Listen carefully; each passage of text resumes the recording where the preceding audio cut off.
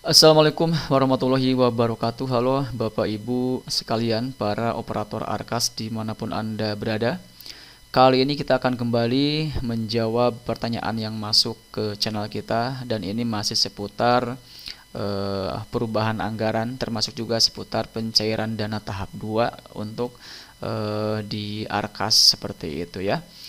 Nah, kali ini pertanyaannya dari @tutorship ya. Di sini beliau bertanya, kalau seandainya belum membayar pajak, apakah dananya itu bisa masuk atau tidak? Dan pajak yang belum dibayar ini maksudnya adalah pajak untuk tahap 1. Nah, sebelum kita menjawab pertanyaan dari @tutorship kali ini, silakan untuk Bapak Ibu sekalian yang mungkin saat ini belum berlangganan di channel saya, silakan klik tombol subscribe terlebih dahulu agar nanti tidak ketinggalan update terbaru yang kita update di channel Imran Prasetya. Baiklah, mari kita mulai saja sharing kita kali ini.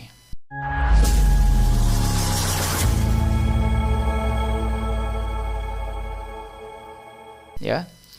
Nah, di sini kita sudah bikinkan rangkuman untuk menjawab pertanyaan tadi terkait bisa tidaknya dananya itu masuk ke rekening kalau misalkan di tahap 1 pajaknya belum dibayar. Di sini kita bikinkan ada sekitar 4 poin ya, dan di akhir kita bikinkan kesimpulannya juga supaya nanti dari poin-poin ini ada kesimpulan terkait pertanyaan tadi jawabannya seperti apa. Nah, jadi untuk poin pertama Bapak Ibu sekalian, bahwa untuk dana BOS atau BOSP ya, ini bisa cair ke rekening sekolah meskipun pajaknya itu belum dibayar. Yang terpenting adalah bahwa pencairan tersebut memang sudah disetujui oleh dinas atau kas daerah, dan syarat untuk administrasi lain seperti RKAS, kemudian perubahan, BKU, laporan dan lain-lain ini sudah terpenuhi. Makanya di sini saat ini ada instruksi yang mengharuskan kepada semua operator Arkas khususnya untuk membuat perubahan anggaran supaya bisa sesuai dengan kebijakan terbaru, yaitu kebijakan yang mengharuskan 10% dari total dana yang diterima itu harus dianggarkan untuk pembelian buku. Kemudian untuk masalah honor ini maksimalnya itu adalah 40% dari total dana yang diterima, seperti itu. Dan itu bisa kita lakukan saat kita melakukan perubahan. Kemudian juga dipastikan juga untuk pelaporannya, kalau misalkan kita melakukan perubahan di bulan Agustus, maka pastikan sampai bulan Juli itu sudah ditutup BKU-nya. Ya, seperti itu. Silakan dipastikan dulu, dicek.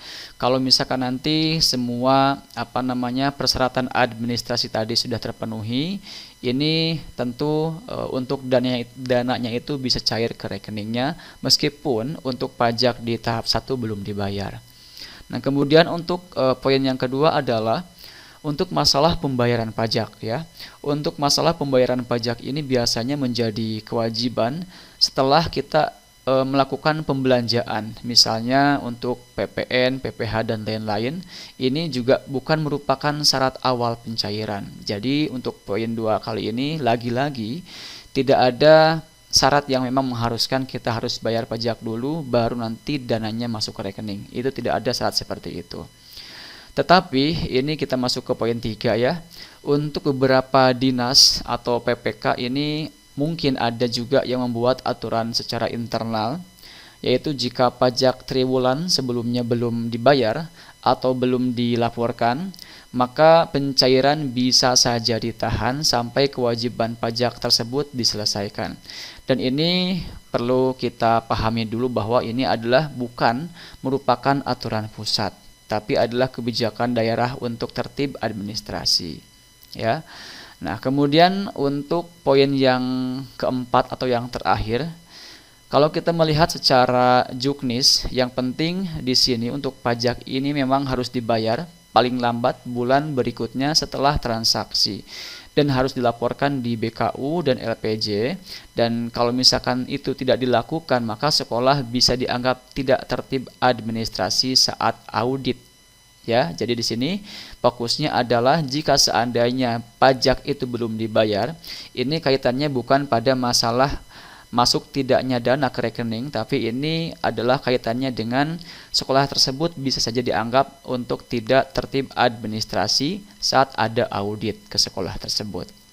Nah, jadi kesimpulannya Bapak Ibu sekalian terkait pertanyaan tadi ya, bahwa secara aturan nasional itu memang pajak belum dibayar tidak otomatis menghalangi dana masuk ke rekening.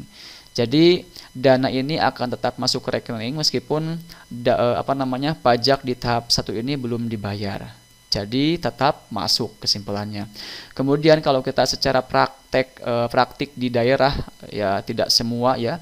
Ini bisa saja dinas setempat ini menahan pencairan sampai pajak lunas atau dilaporkan. Jadi dalam hal ini silakan Bapak Ibu sekalian pastikan saja, tanya ke bendahara bosnya atau PPK daerahnya apakah memang ada aturan penahanan dana pencairan atau penahanan dana jika seandainya pajak belum dibayar atau dilaporkan atau tidak. Namun kalau kita merujuk pada aturan nasional yang mana ini berlaku untuk semua daerah di Indonesia khususnya ya, meskipun pajak belum dibayar untuk tahap 1 ini tetap dananya itu akan masuk ke rekening kita seperti itu atau ke rekening lembaga yang bersangkutan, baik itu tingkat PAUD atau mungkin TK dan lain-lain ya. Jadi itulah Bapak Ibu sekalian jawaban dari pertanyaan tadi.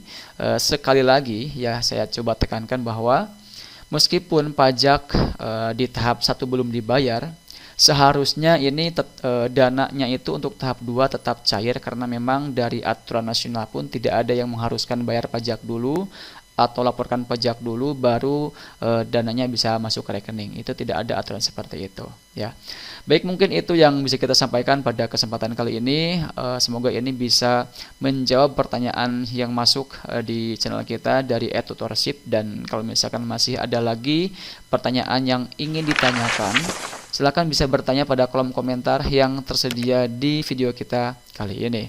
Terakhir, seperti biasa, jangan lupa like, share, dan subscribe channel ini supaya tidak ketinggalan update terbaru di channel saya, Imran Prasetya. Wassalamualaikum warahmatullahi wabarakatuh.